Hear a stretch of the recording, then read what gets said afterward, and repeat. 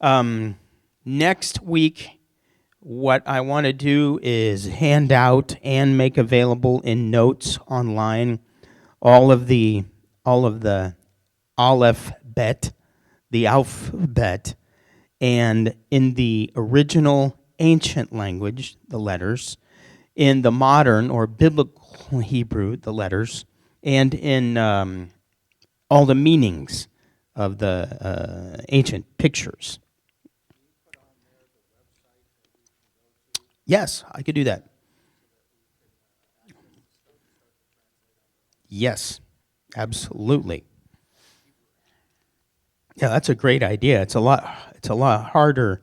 Well, it's not a lot harder. It's a little bit harder to have to go online. But yeah, I'll do that. All right. The last two letters of the Hebrew alphabet that we're going to learn are the letter Sheen, which looks a lot like a W. Okay? And it makes a S or a Sh, depending on where the dot is. There's a dot on the right, there's a dot on the left. And I get these mixed up. I don't know if Alan gets these mixed up. I believe if the dot is on the left, it makes a S. If the dot is on the right, it's a sh. But that's in modern Hebrew. So in the old Hebrew, there's no dot. Okay? So how do you know whether it's a sh or a s? You know by context of learning a word. Okay? Here's an example is the word heavens. Anybody know what the word heavens is? Hashamai. Yeah, you're right. Shamayim. Okay, shamayim. It begins with this letter, but it's a sh noise that it makes. Okay? So, the ancient letter, Sheen, looks something either like this or kind of like this. All right? And what it is teeth. All right? And it means press or consume. Okay, all right? You can see how it means that because that's what you do with your teeth. You press or you consume. You eat something. Okay? And the last letter is the letter Tav. It looks like that. It looks like the letter Hate, but it has a little knob, a little gizmo at the beginning there. Okay, this is the last letter of the Hebrew Aleph Bet. It's pronounced just like the English letter T. Okay. In the ancient language, it's two sticks together, something like that. Okay? And it means mark or sign, okay? Or mark of the covenant. All right? And it would be really easy to look at that and think that that is a cross. And that would be exactly right. Okay? That's what it is. The idea of two sticks that are together. And whether it's upright or sideways a little bit, in a way, is irrelevant. When you're dealing with it in a word, okay, it can mean any of these. Sometimes it might mean mark of the covenant. Very interesting. Now, there are not a whole lot of Hebrew words that use these letters together, but I did find one, okay? And it's the word shatah. It also has a hay at the end of it, which means drink, to drink. A derivative of it means feast, like drink a lot, okay? Drink and eat, even. This word is used, for example, in wanting your camels to drink water, okay? It's the word shatah.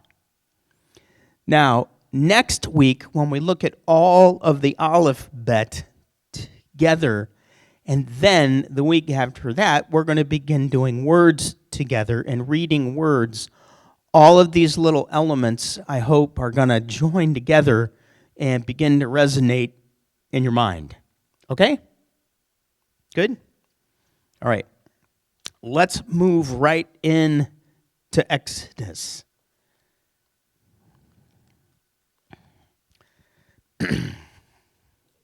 What does the word Exodus mean? It means get out of Dodge. Okay? It means leave or depart. And the book, and what we're going to look at today, is the beginning of the main event in the Tanakh. To this day, it is the main event in Judaism. Okay? For us, okay, who are messianic, what is the main event? Yeshua, right? Okay, he's the main event. And his life is the main event. However, the Exodus remains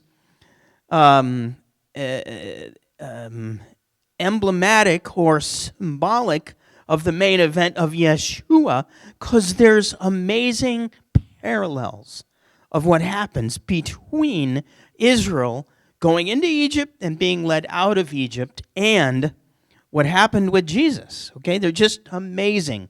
And we're going to look at some of those in the weeks that are ahead. Now, every now and then, I bring out a quote from a book.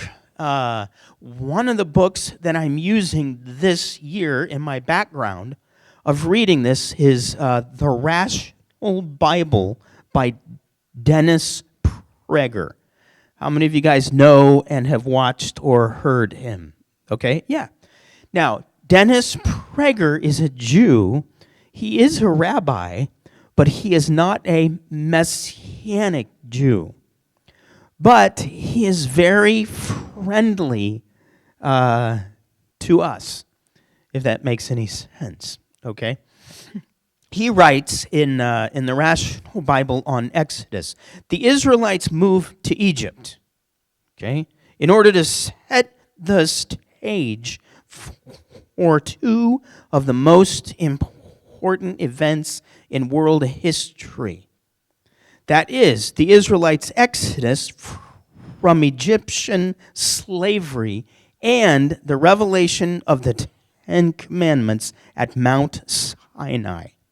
These two events are the two seminal events, other than creation, of the Torah, that they are, means liberty and morality are the twin pillars of the Torah.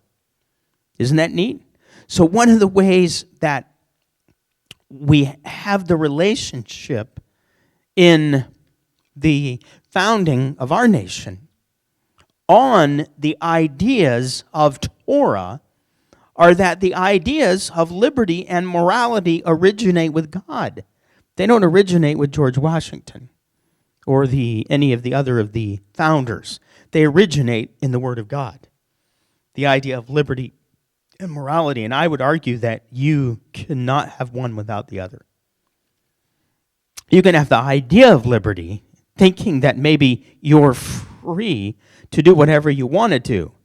But if there's not morality that is God's ways involved in that, then what you have is not really liberty. What you have is anarchy. Okay?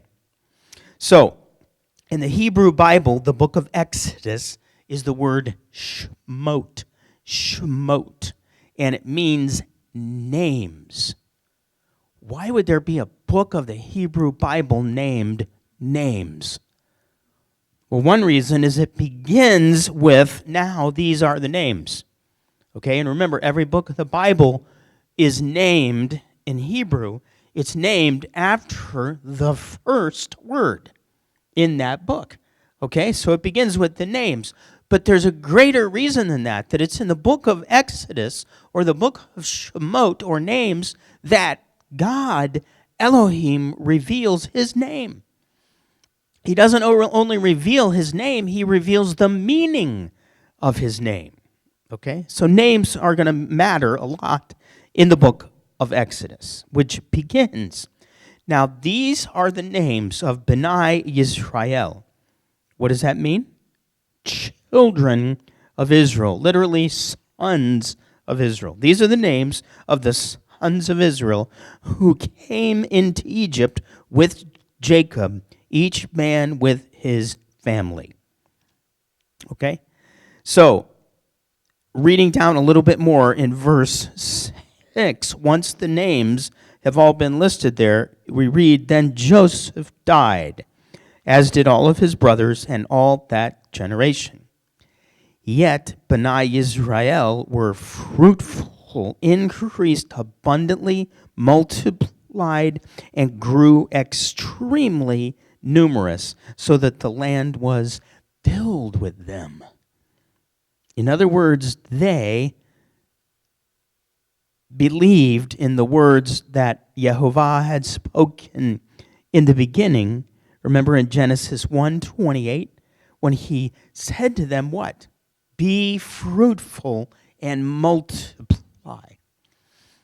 He did it at the beginning with Adam and Hava, and then he did it again. Those words. You remember where else you read those words? Noah. Okay?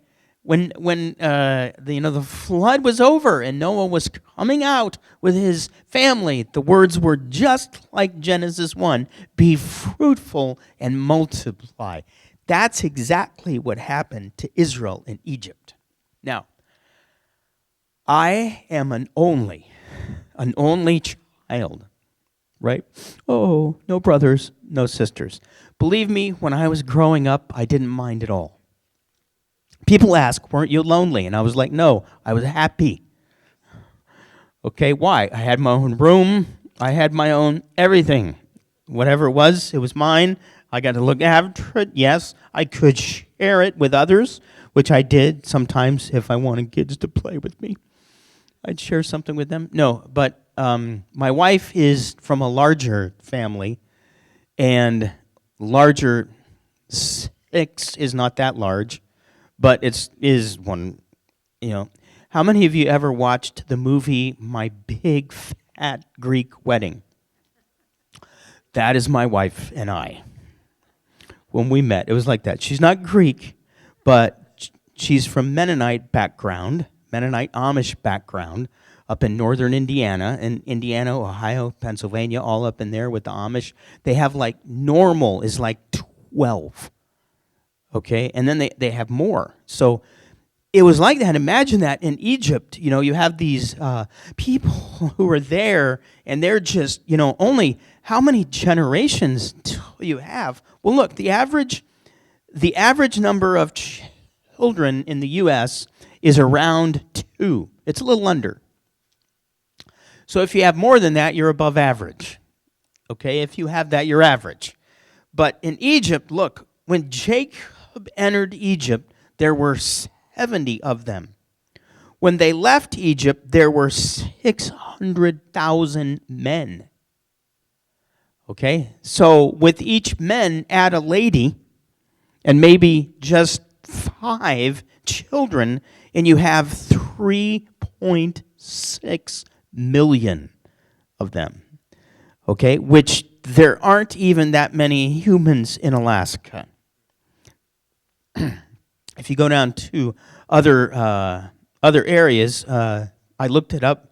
For example, San Diego has about that many people. So you have in Egypt, basically in a region up north, the land of Goshen, you have the whole population of San Diego as Hebrews that are up there. So there's a lot of people. Israel was very fruitful. And we're going to learn when they left Egypt, it wasn't only Israel. There was a mixed multitude that went with them, meaning there were others who were Egyptian and God knows what else that mingled in with them. And basically they were like, we want to follow their God. We're done with our gods. They didn't work out very well. Okay, so we want to follow their God. We'll learn more about that later. Okay, now, in Exodus 1:8, we read, there arose a new king over Egypt who did not know Joseph. Okay, a new king who did not know Joseph. The word Egypt in Hebrew is Mitzrayim. Mitzrayim. We believe that the root of that word, Mitzrayim, means a straight, a narrow, a compressed area.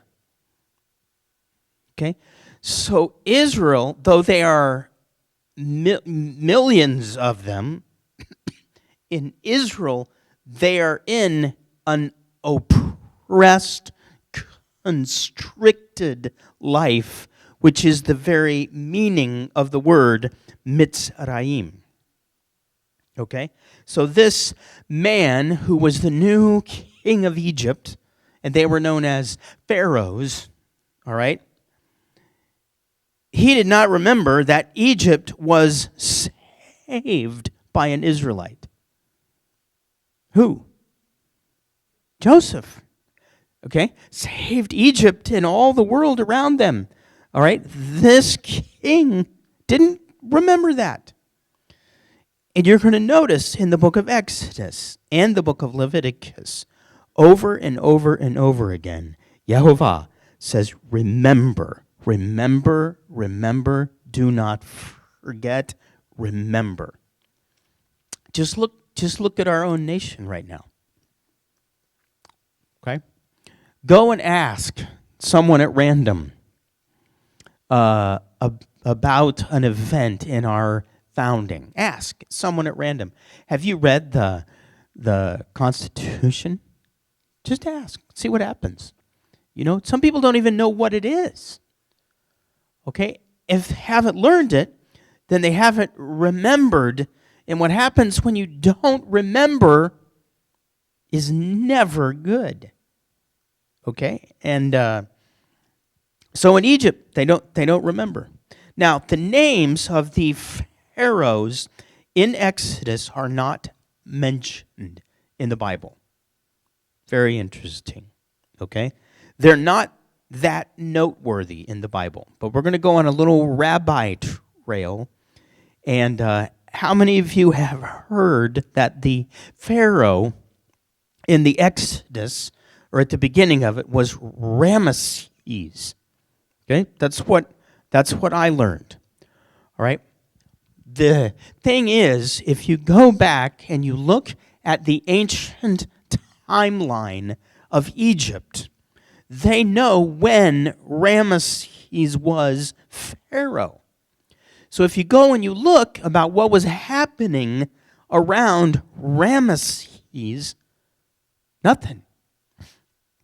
Building of some things, but as far as what we know in the Exodus of a vast migration of Semites, Hebrews, out of Egypt up to another land, it's not there. There's no archaeological evidence during the era of Ramesses. Now, how many of you have watched any of the videos, patterns of evidence? Okay.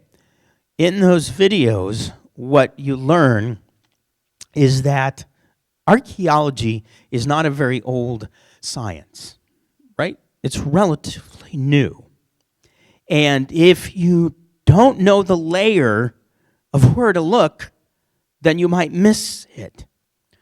Well, what we've learned is that the Exodus most likely happened 200 years earlier than Ramesses.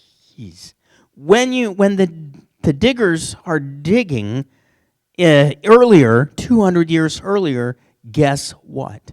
The evidence is there.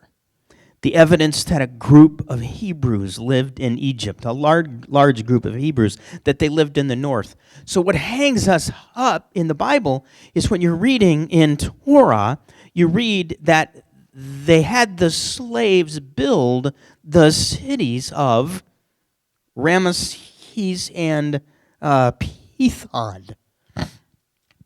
Well, when you look those up, you find out that those are,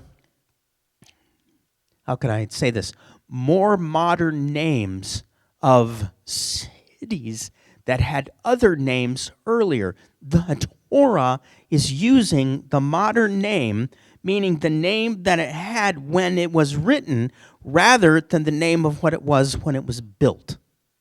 That's known as an anachronism. And it happens with us. I mean, we do it constantly, all right? So the idea, if that is what's going on, then that means that the pharaohs, all right, who, when Joseph was there, it would have been Amenemhat the third. This is 200 years earlier than what we believed for many, many, many years, okay? And the one who did not know Joseph was, this is hard to pronounce because I guess I don't speak Egyptian, Sobek Hotep. Sobek is the name of one of the gods of Egypt, by the way. Okay, Sobek Hotep. And the Pharaoh of the Exodus was Tutmosis. All right? Now, if you go back and you read in Josephus a quote of an ancient Egyptian historian named Manetho, he writes that Tutmosis, in his reign, for what cause I know not, God smote us, Egyptians. Okay, so even an ancient Egyptian historian recognizes that during the reign of this Tutmosis, something happened and Egypt was smitten by God. Okay? That would have been the plagues of the Exodus. Now, I listed some other books there and the movies by Tim Mahoney. All of those are available to order online. If anybody really wants to watch any of the movies, I have them in my office, and I'd be glad to lend them to you. They're only rentals when you have them a really long time, but then I might not remember. But anyway, they're available. If any of you guys want to watch them, I'll be glad to lend them out. Okay, moving on. Exodus 1, verse 9. Now you have Pharaoh looking at his own people, and he says, look, the people of Bnei Israel are too numerous and too powerful for us. So they set slave masters over them to afflict them with forced labor. And they built, here's the city names, Pithom and Ramesses as storage cities for Pharaoh. Very interesting. The Hebrew word slave master, sari misim, has two words, sar and mis. When combined, they mean princes of burden or princes of taxes. Really? Does that mean taxes might be a way to enslave people? You think, maybe? Okay. Don't get me wrong. That doesn't mean all taxes are bad. All right? Especially if agreed on in a representative government, right? No taxation without representation. All right? But in general, it can be a way of bringing burdens on people. Now, just bringing this up, it isn't in the notes, and I'm just bringing it up because it's in the Bible and it's worth thinking about if it's in the Word. Now, we already looked at Joseph as an example of the Messiah. But remember, Joseph is the one who led the way in being owned, if you will, by the government. All of the land was owned by the government, right? Okay, all of the land, all of the cattle, the animals in the land became owned by the government in order to help them through a crisis, right?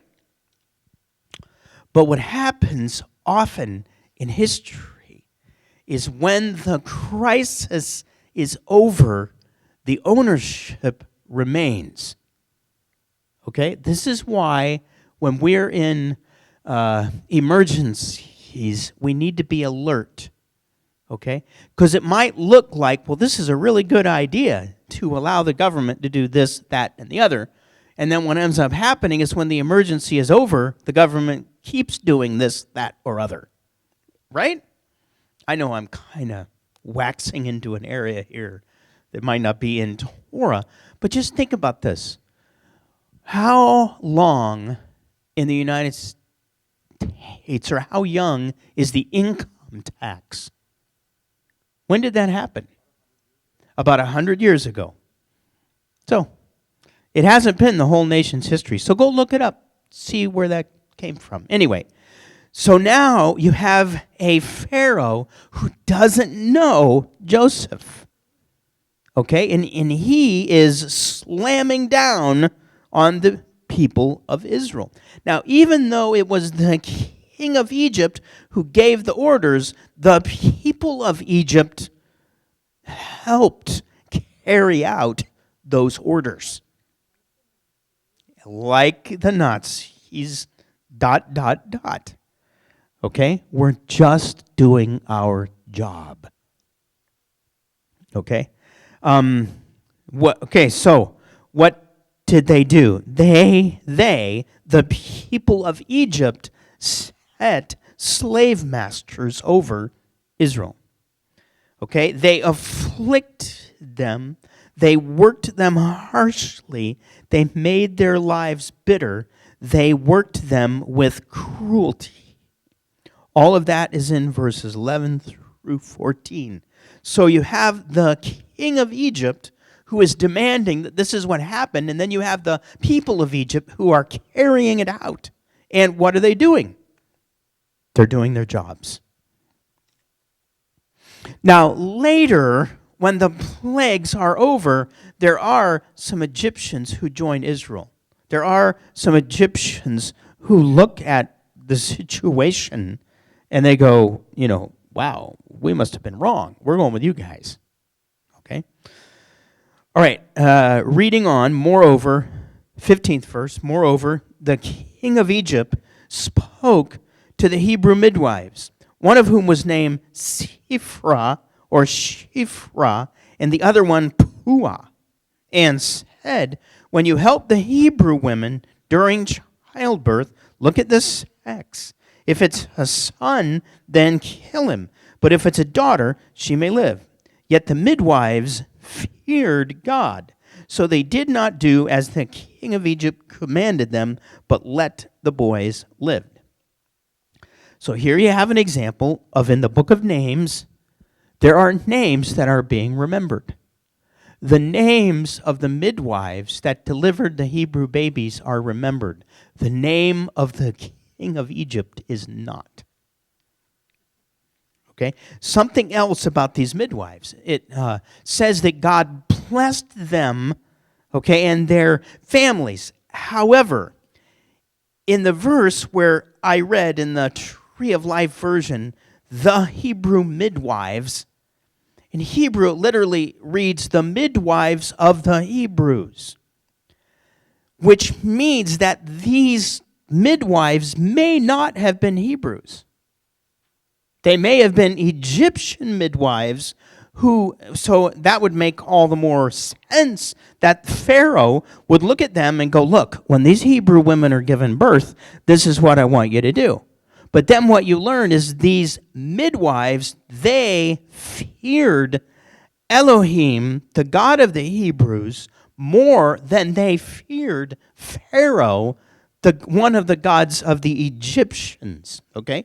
And there's another reason for believing that they were not Hebrews. Okay?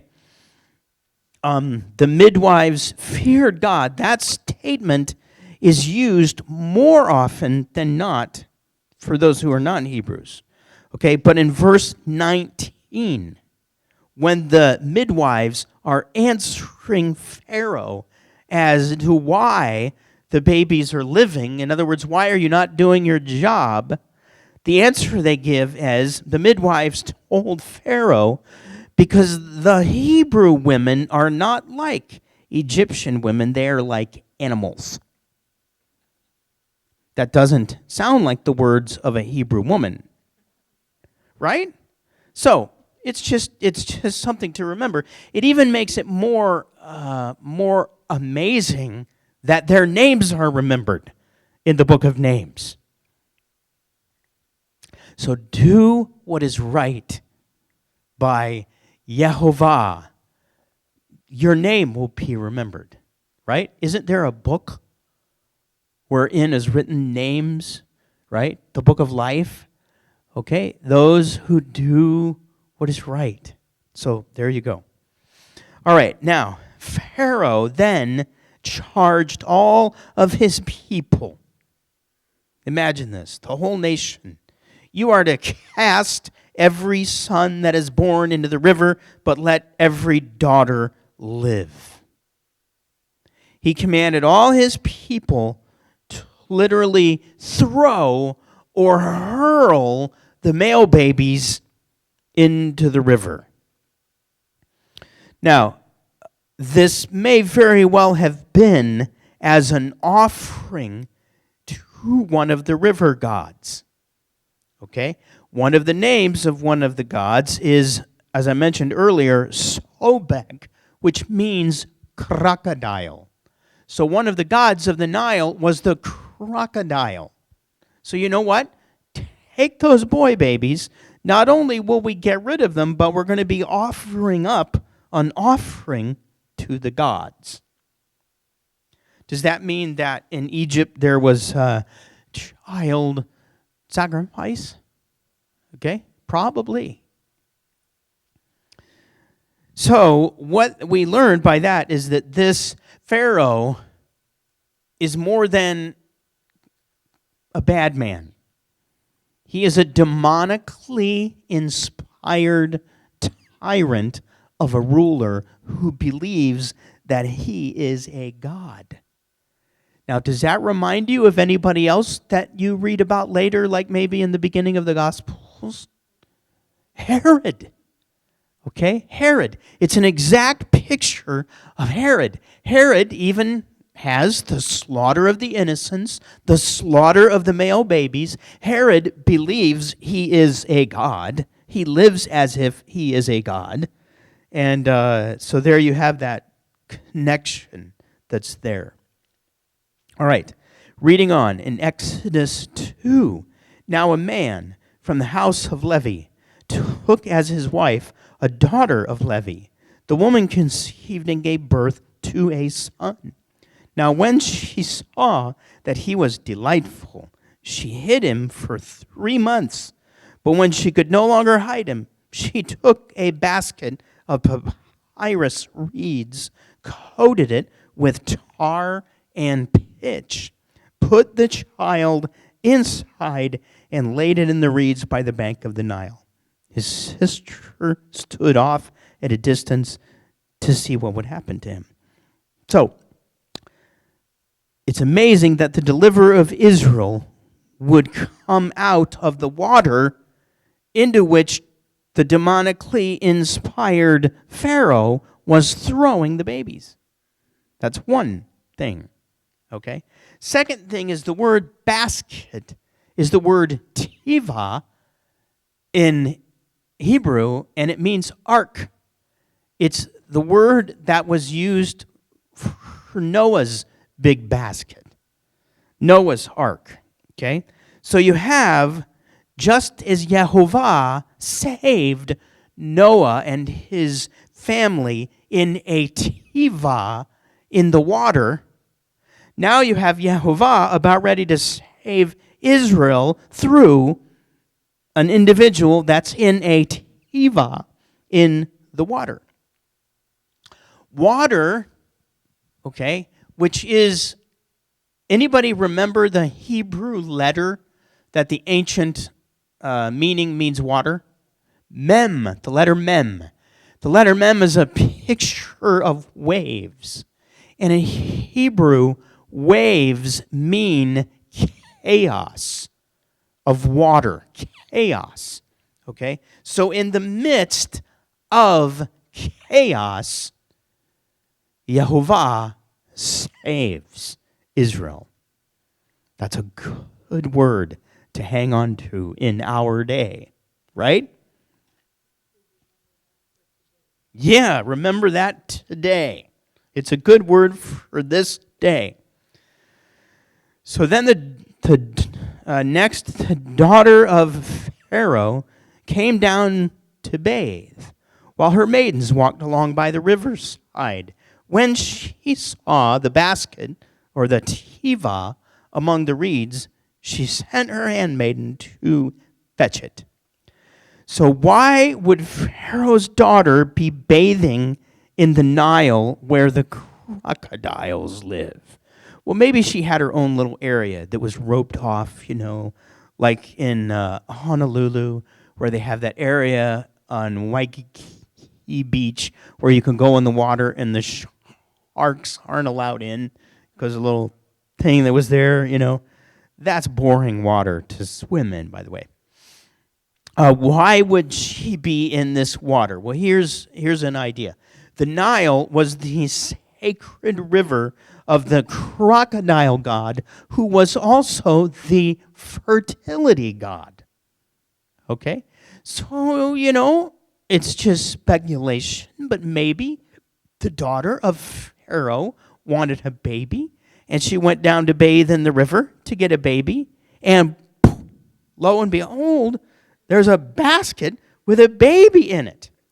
She names the baby Moshe, or Moses, which in Egyptian means a gift of the gods. Okay? In Hebrew, it means draw out or rescue. Now, imagining that and believing that this really happened. You have a woman who's naming a baby that to mean one thing, and in the other language, the baby means something else, which is exactly what the baby's going to do. Right? Because Moshe, draw out, is the one that God's going to use to draw Israel out of Egypt. You can't make this up. It's amazing. So if you ever get worried, like I do, okay, about what's going on in the world around us, hey, we serve the God, the Elohim of the Bible, who is able to even do this. Okay, and then use it all for his glory. It's amazing. Now, notice there are 3 women involved in the ultimate salvation of Israel out of Egypt right at the very beginning. Okay, you have Moses' mother, whose name was Jochebed.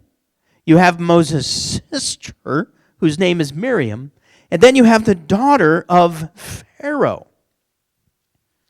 So, over and over again, you're going to learn that Torah, unlike many of the ancient writings around it in its day, elevates women.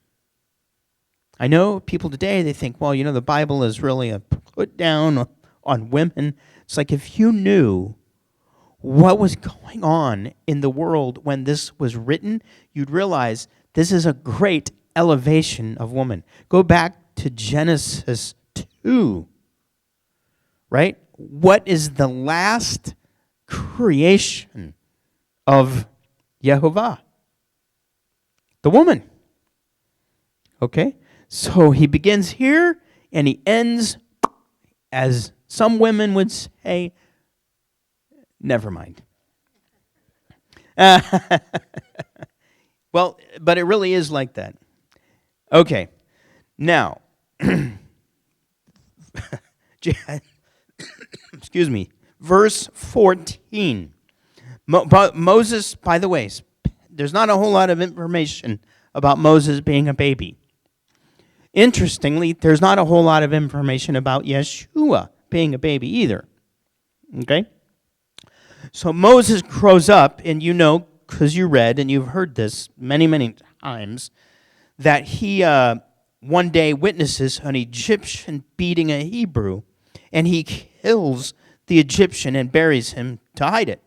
The next day, there are 2 of his own Hebrews fighting, and he goes to break it up when one of them says to him, the man answered, "Who made you a ruler and judge over us?" Are you saying you're going to kill me just as you killed the Egyptian? Now, those are like amazing prophetic words. Who made you a ruler and a judge over us? God. But Moses didn't know that yet. These guys who spoke these words didn't know that yet. All right? So they're asking a question. Little did they know that a mere 40-ish years later, this Moses guy is going to be a ruler and a judge over them. He's going to judge all of their problems. Remember? And he about wears himself out judging all of their problems. Okay? Now, when Pharaoh finds out that Moses had killed an Egyptian, Moses fled Egypt into the land of Midian, which is, by the way, modern-day Saudi Arabia. Okay, just a little bit inland from the Gulf of Aqaba, which is a branch of the Red Sea, which is where Moses is going to lead Israel across the waters of the Gulf of Aqaba. When he's there, he meets 7 daughters of the priest of Midian at a well. Here we go again, meeting the girls at the well. But now there's more than one. 7 of them. So Moses flexes his arm a little bit, says, "What do you need?" Okay, I'm here to help you, right? I'm an Egyptian. I'm here to help you. How did they know he was an Egyptian? Well, because he dressed like an Egyptian. He talked like an Egyptian. Maybe he walked like an Egyptian. I don't know. All right? But he meets one of the women, okay, is going to become his wife, Zipporah. All right? Now, this is the 3rd time that we've read in Torah where one of our heroes meets a woman at a well that leads to marriage. You have Abraham and Rebekah. Abraham's servant goes and finds Rebekah, brings her back, she marries Isaac. You have Jacob, who meets Rachel at a well and marries her. You have now Moses, who meets Zipporah at a well and marries her. Now watch the pattern. There is a trip to another land. There is a stopping at a well. There is a young woman coming to the well. There is a heroic drawing of water. There is the young woman going back and telling her family about the heroic drawing of water. And then the visiting man or the hero is brought into the family and marriage happens. Okay? So in John's gospel, Yeshua is on a trip in another land, Samaria. He stops at a well and he meets a woman there. he speaks words of acceptance and deliverance to her and offers himself as the answer to all of her needs, okay? And he, in essence, and then the woman goes back and tells her family about this man, okay?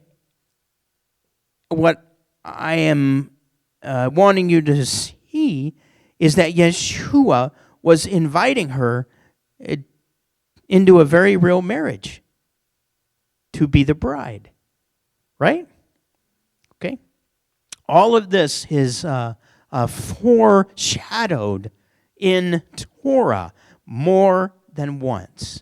We learn about how God is a God of relationship, and the highest level of intimacy and relationship is marriage.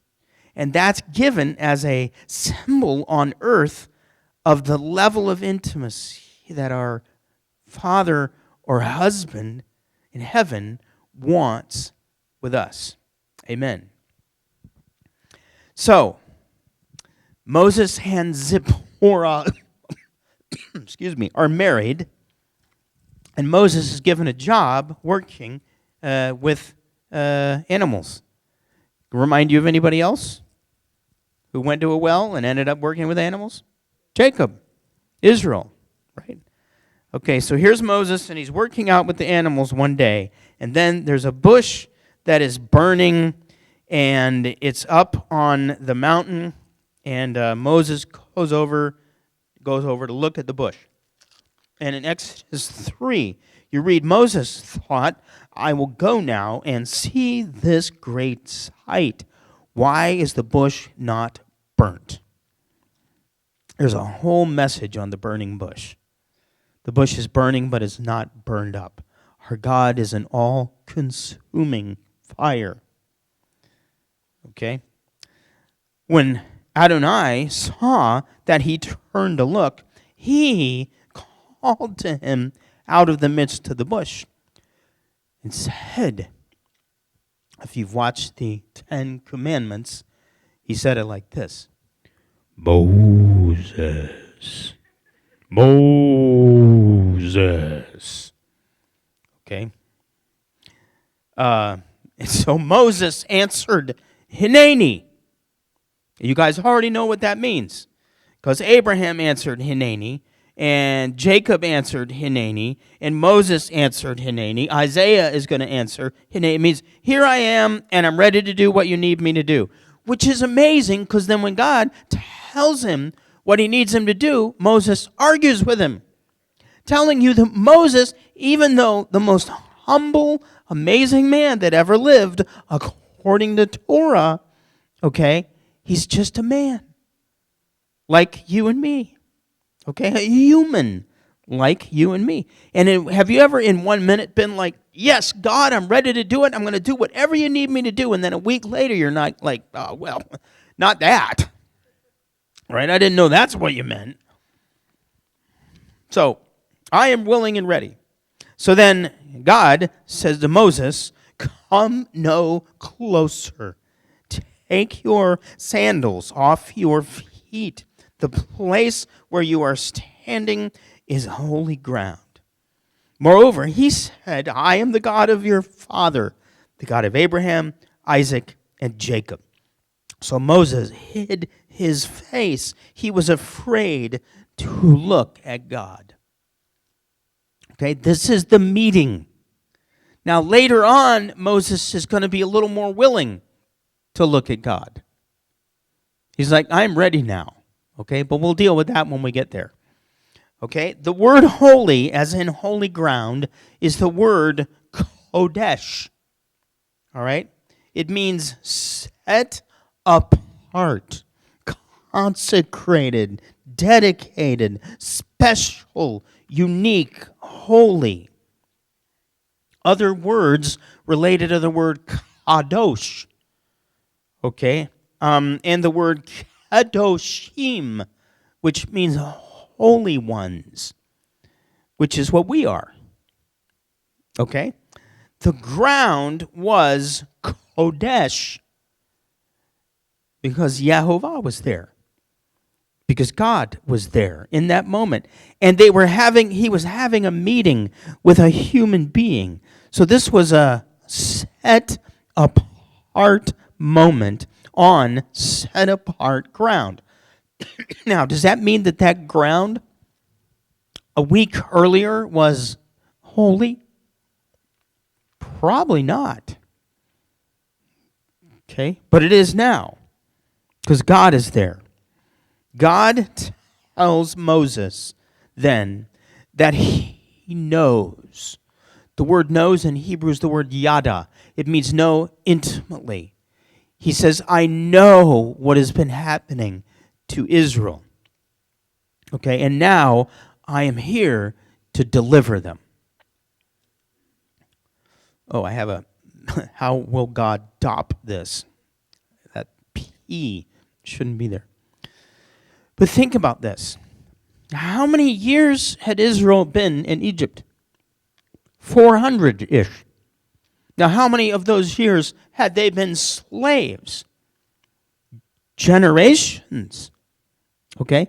Enough that much of their history had been squeezed out of them, and they had been somewhat assimilated into the world of the Egyptians. Okay? That's what happens with all people groups when they're in another land. There's an assimilation that's going on. Same thing happened when Judah went to Babylon. A lot of the Jews became Babylonian. The Hebrew language became Babylonian. The letters that we learned at the beginning, these letters, these modern Hebrew letters, they're Babylonian letters. It's where they originated. Okay? So that's what happens. But what I'm getting at is they're here, and they are being pressed in this land generation after generation. They know there's a God. They cry out to him, but nothing happens. Till now. Okay? So what does that mean? Well, it means a lot. Number one, it means don't give up. Secondly, it means our way of measuring time is apparently not God's way of measuring time. We want him to do now. Now doesn't always happen. Sometimes it does, but sometimes it doesn't. Okay? But now he's ready to move. And not only is he going to move, but he's going to use a man to do it. Right? Moses. So he drops the bomb on Moses. Because I imagine when he said, I know what has been going on with my people in Egypt, and I am here to deliver them. Moses was like, finally, yes, right on. And God says, come now, I will send you to Pharaoh, so that you may bring my people, B'nai Israel, out from Egypt. The next word happens over and over and over again in the next 2 chapters of the Bible. I should go back and count. But God says this, Moses says but. God says this, Moses says but. God this, Moses but. Have you ever heard of the Yabbat demon? Yabbat. Yabbat is when you realize, you know what? I need to forgive my husband for doing this. And then you go, yeah, but. Okay? So this arguing is going on here. Now, remember, arguing with God is not always wrong. Sometimes God wants a little argument to happen so he can get at who we really are, rather than being in a shallow, a hypocritical relationship where we're always like, oh yes, Lord, oh yes. Human beings are not like that, are we? Okay? So, Moses says to God, well, who am I? Sounds rather Jewish. Okay? Who am I? What do I know? Who am I that I should go to Pharaoh and bring B'nai Israel out of Egypt? So God answers him, I will surely be with you. so that there will be a sign to you that it is I who have sent you. When you have brought the people out of Egypt, you will worship God on this mountain. Now, hold on. Hebrew, English, any language. This is humorous. Moses, he says, who am I? God says, I will be with you. So what does that mean? It doesn't matter who you are. Who you are is irrelevant. Who God is what matters. Okay? Who am I that I should do this? I will be with you. In other words, if God is with you, whatever it is that he calls you to do, you can do it. Right? So that happens here, and then God says, and you know what, Moses, I'm going to give you a sign. Moses is like, what is it? He goes, when you've brought them out of Egypt and you bring them back here to this mountain, you're going to worship me, and that's going to be your sign. What? You mean I don't get one now? Well, you've already had a burning bush that burns and doesn't burn up. What more do you want? Okay? Over and over again, God's going to say to Moses and Israel, will you guys stop whining at me? Okay? So, this is going on. I will be with you. So Moses is the one who God is with. So then Moses, who asked, who am I? Now Moses asks, well, who are you? Right? Moses said, well, just suppose I do this. Suppose I go to Bnei Israel and say to them, the God of your fathers has sent me to you. And they ask, well, what is his name? What should I say to them?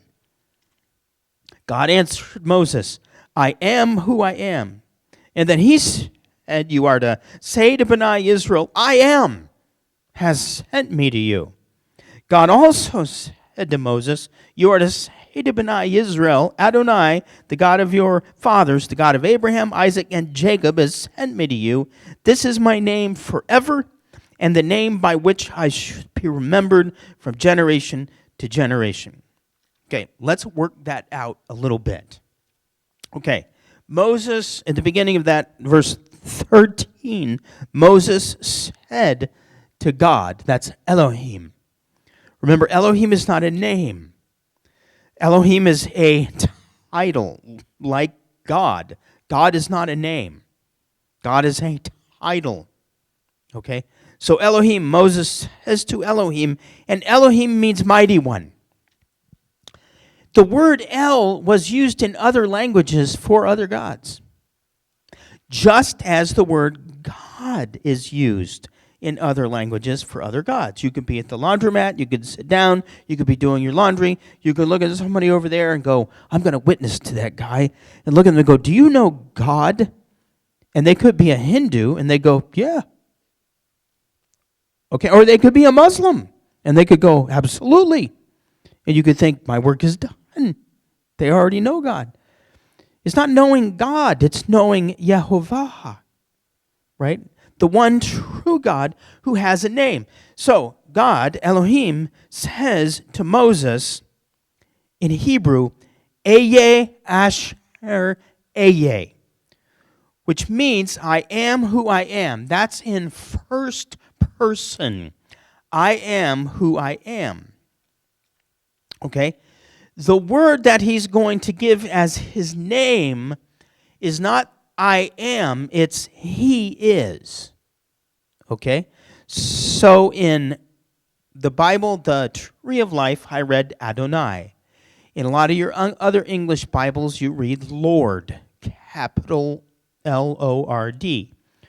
All of those mean the Hebrew Yod-He Vav-He, or Yehovah or Yahweh, okay? And it's in third person. He is who he is, and he will be who he will be. That's the meaning of Yehovah, the wooden meaning of it, okay? Now, One of the reasons the rabbis give that this name was given to Moses, it's a name, but it isn't a normal name because it's a verb.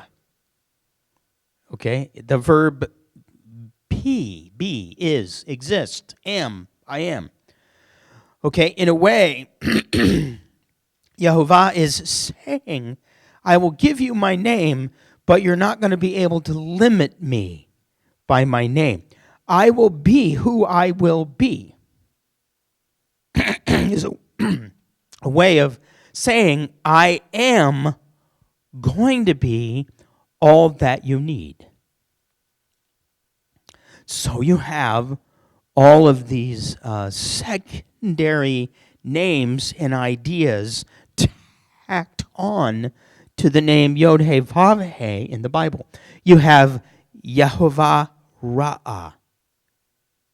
Okay? I am your shepherd, or he is. You have Yehovah Rophe. He is your healer. You have Yehovah Yireh. He is your provider. You have Yehovah Shalom. He is your peace. And on and on and on and on. Okay, that's a great study to do, is on those names of God, names of Yehovah. It's really neat when you read them. Now, a couple of other things there with this name. If you breathe in and out, you'll notice that the letters, just think about them together without adding vowels. You have Yehovah, Yehovah. You have, if it's a vav or a wah, Yehovah, you have the sound of breathing. Well, that makes complete sense, because way back in Genesis, he breathed into the man the breath of life. When the breath of life leaves your body, then the life leaves your body. And by the way, I think no one knows where the breath of life really originates.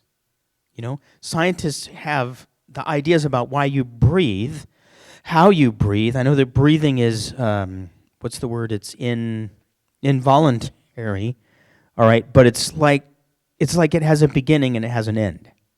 It's very interesting, okay? So the breath, he is our breath.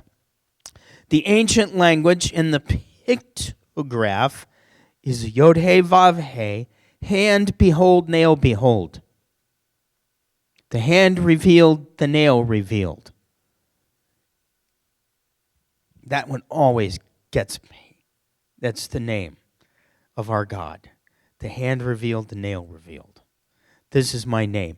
Now, he has been Elohim, the mighty creator, but he wants you to know him as the hand revealed, the nail revealed. Okay, that's who I am. This is why Yeshua would say things like, if you have seen me, you have seen the Father. I am the hand revealed, the nail revealed. And isn't that what he does with Thomas? Right? Behold my hands. Here I am. This is me at work. So, Yehovah says, go now. Gather the elders of Israel together. Say to them, Yehovah, the Elohim of your fathers, the Elohim of Abraham, Isaac, and Jacob, has appeared to me, saying, I have been paying close attention to you and have seen what is done to you in Egypt. Different English Bible versions have different words for where I read, been paying close attention. In Hebrew, it's a double Hebrew word. All right? Pekad, pekad. That word means visit. Most often it is used to mean watch over. Okay? It means watch over. In other words, I have been watching over. Not only have I been watching over, but I've been watching over with an exclamation point. That's why there's two words there. You remember where else that happened in Torah way back in the very beginning? God looked at Adam and Eve, said, of all of this fruit, all of these plants, you may eat. There's that double. Okay, in other words, enjoy it. Go. Eat everything you want except this one, because when you eat of it, you will die. Okay, so now here we have another one of those double Hebrew words that is there for emphasis. Those words are used in the book of Genesis when Joseph gives a word to his brothers. It's in Genesis 50, verse 24. It says, Joseph said to his brothers, I am about to die, but God will Pekad you, and will bring you up from this land to the land he swore to Abraham, Isaac, and Jacob. Isn't that interesting?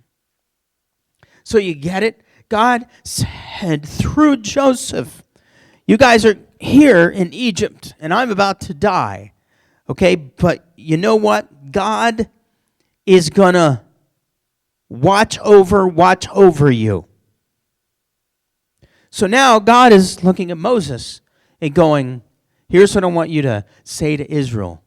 I am the one who has been watching over you. Okay?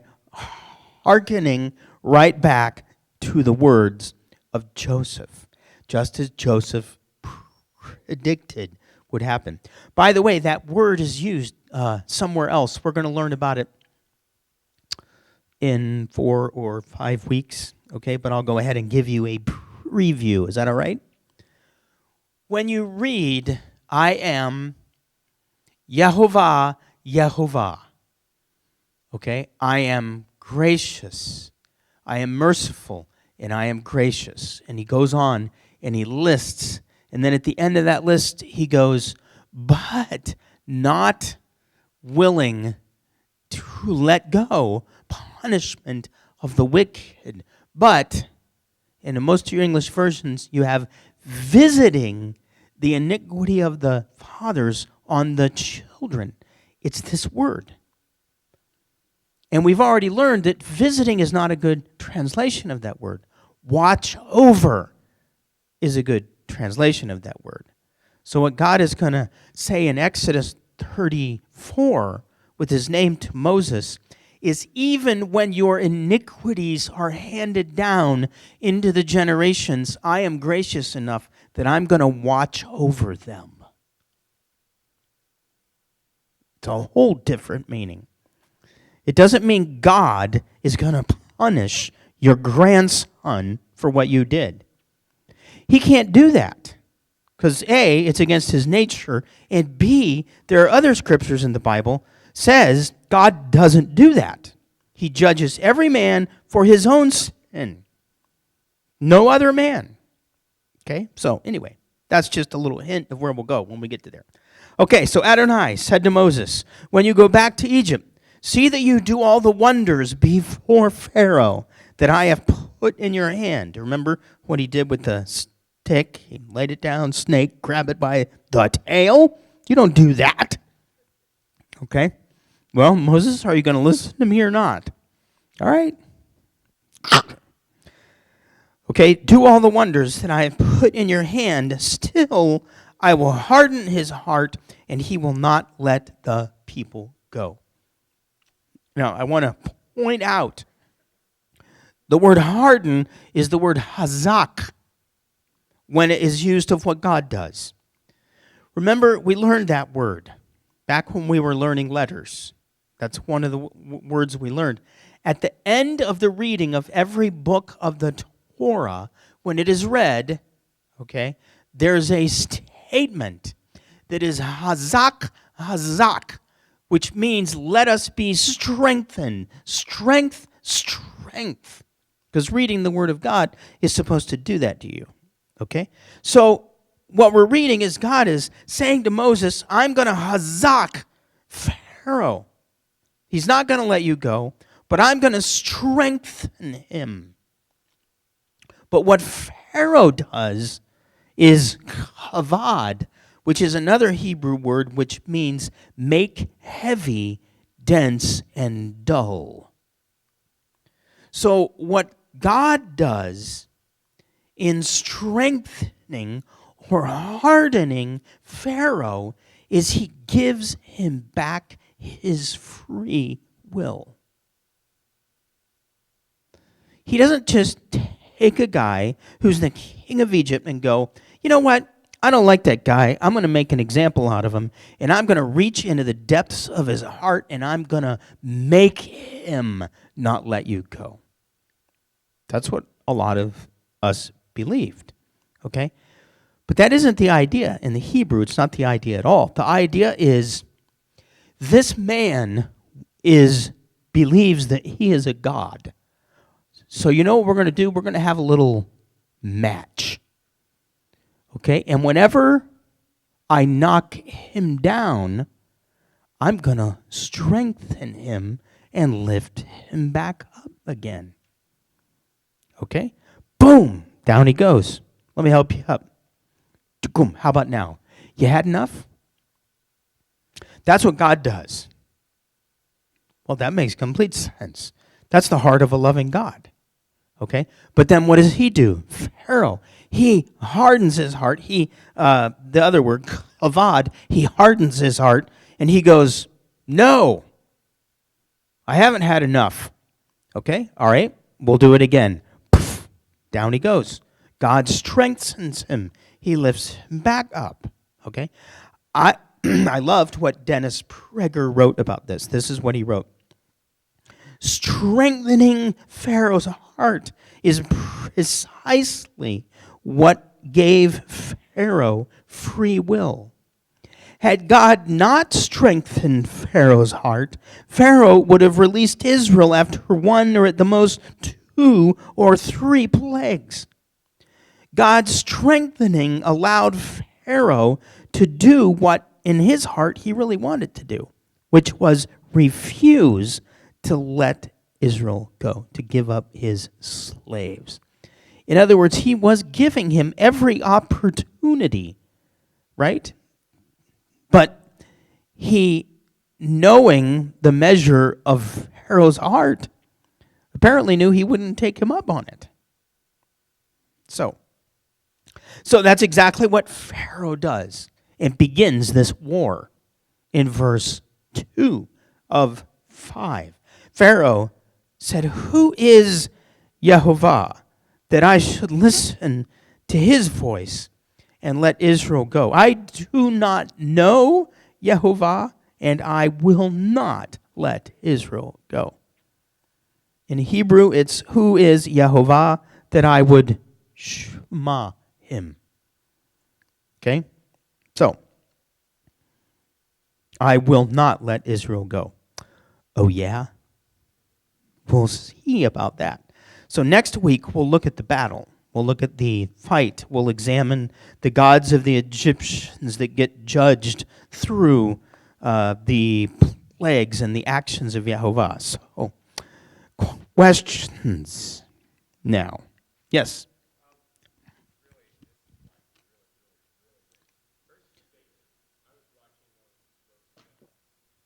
Patterns of evidence?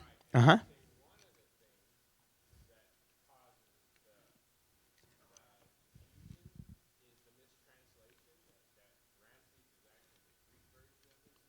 Yep. Yep. Uh-huh. Right.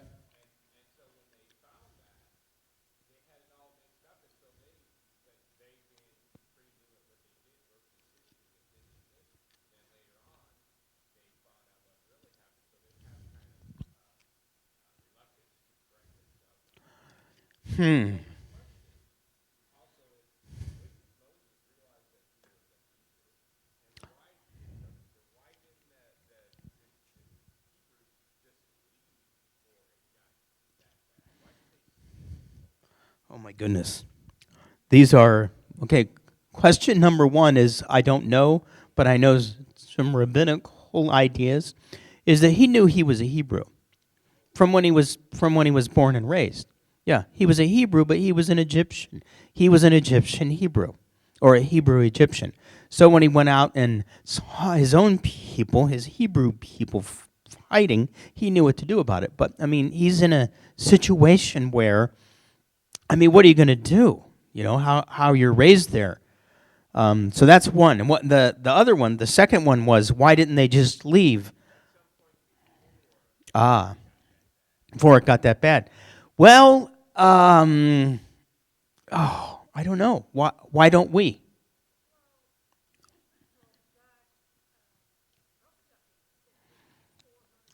Well, he did. Yes. He no, not that they would be enslaved 400 years, but that they would be in Egypt 400 years. No. He said they'll be in Egypt that long. They will be enslaved, but it wasn't they will be enslaved 400 years. Because they weren't. They were there around, what was it, 430 years or something like that, but they weren't slaves when they got there, right? Joseph wasn't a slave. It's only when the king arose that didn't know Joseph, so that would have been a couple generations earlier. Then they were enslaved, all right? But all of this, like, how can I say this? I don't know. I don't know.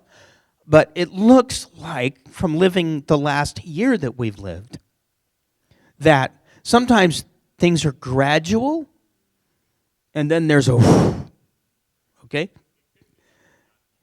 Ex- well, yeah, yeah. Some people did leave. What were you going to say? Hey, Alan?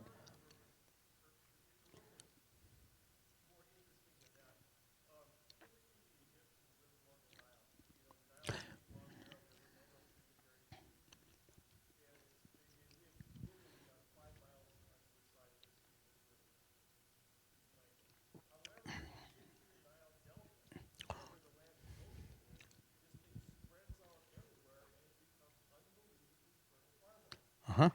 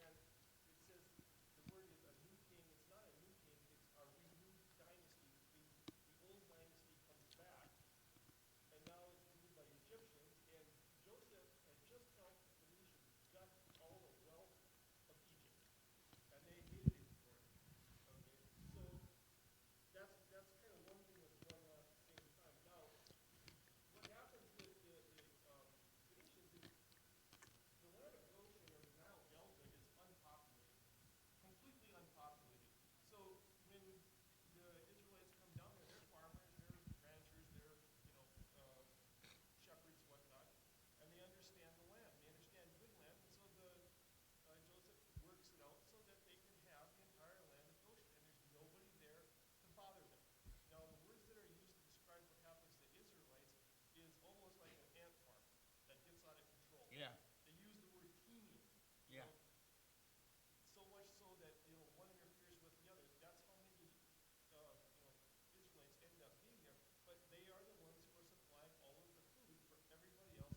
Which is one of the reasons he does not want to let them go.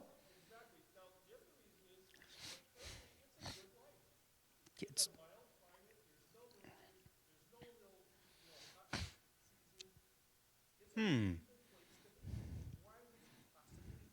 like Florida. Why would anybody leave Florida? That's right. There's a little bit of that in Florida, only down by the Everglades. Same principle. Yeah.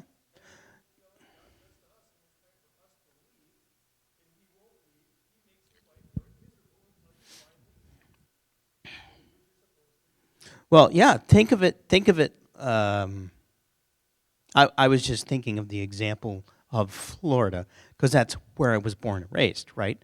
But in Florida, the land that is the best for growing anything is down at the delta, if you want to call it that, of the river of Glade, the river of water, the river of grass that's in the middle of Florida that goes basically from Orlando all the way down to the end of Florida with a big lake in the middle.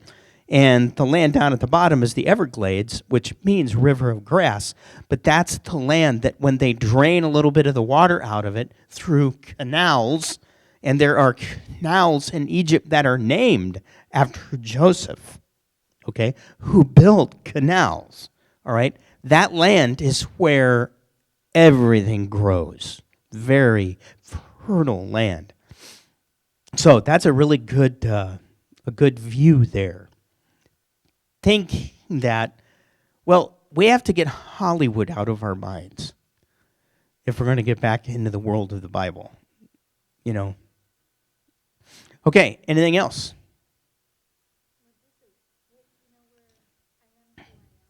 Yes, I am who I am. Happy. It's not, I don't think it's the same word. Yeah, I think it's a different word. Okay, Asher, Asher. I think they're different words. Yeah, it's really good that you noticed that. No, now I'm going to have to go back and look. You guys make me work.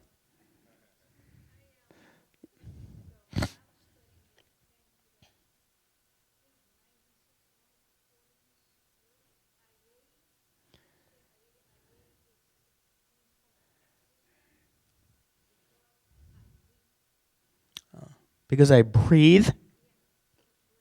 Huh. That's neat.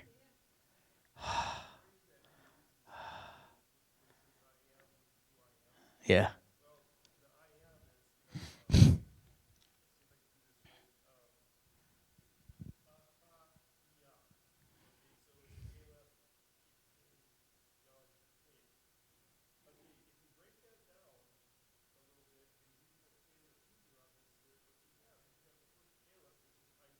Uh-huh.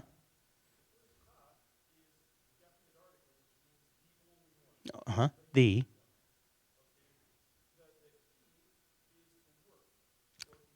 Okay.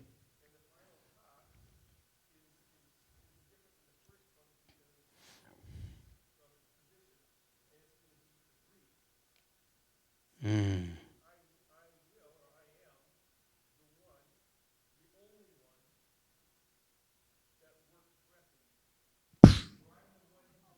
Yeah. Yeah. Yeah. Yeah. Yeah. I I am the one who gives you breath. I am the one who gives you breath. That's a good note to end on. That Patty. Yes. Yes. Uh-huh. Yes. Right. The letter Tav there.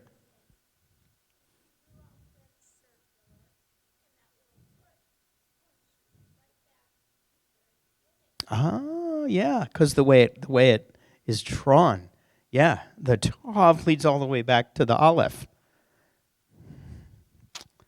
Well, I have no more words other than he is the one who gives us breath. And we worship you tonight, Yehovah, our Elohim, the mighty one. You give us your word, and more than that, you give us your breath. You give us your life. You give us salvation in Yeshua. Glory. Amen. All right.